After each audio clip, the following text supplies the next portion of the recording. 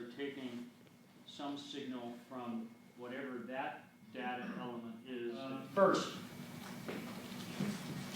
when you face a financial crisis, the forceful and resourceful reaction is required.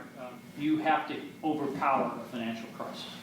You have to hit it with everything you've got. The reality of our visibility in the future is it's not great. So, you know, we put together 3-year forecasts, but, you know, my confidence in that third year or much beyond the next 2 or 3 quarters is not very great. The vulnerability of our economy and all economies to shock. Potential of a shock coming out of Europe through financial channels, through contagion and having an effect on the financial system in the United States. I think that models are a good tool for at least helping you ask the right questions, but it is not advisable in my position to take my answers from models.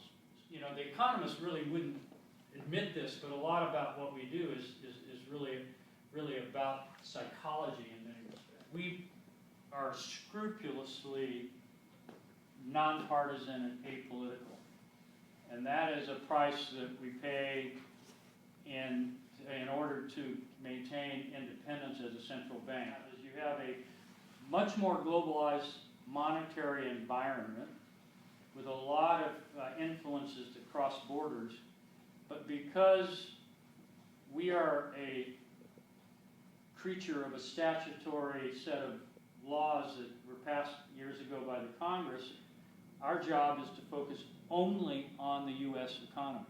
But there's a lag from turning the tiller or whatever it's called to the ship actually beginning to shift or turn. That's what it's like trying to drive an economy. I thought it was a very interesting and informative talk, and it was especially to get sort of an insider's perspective on what happened during the financial crisis from somebody who was actually there. I really enjoyed his speech, particularly when it talked about coordination and how I assumed with the Fed now and the monetary policy it's more coordinated internationally, but he pointed out that it wasn't. I think it's a very pertinent point that it's changing towards something that is going to be more international, and I feel like that's something really important.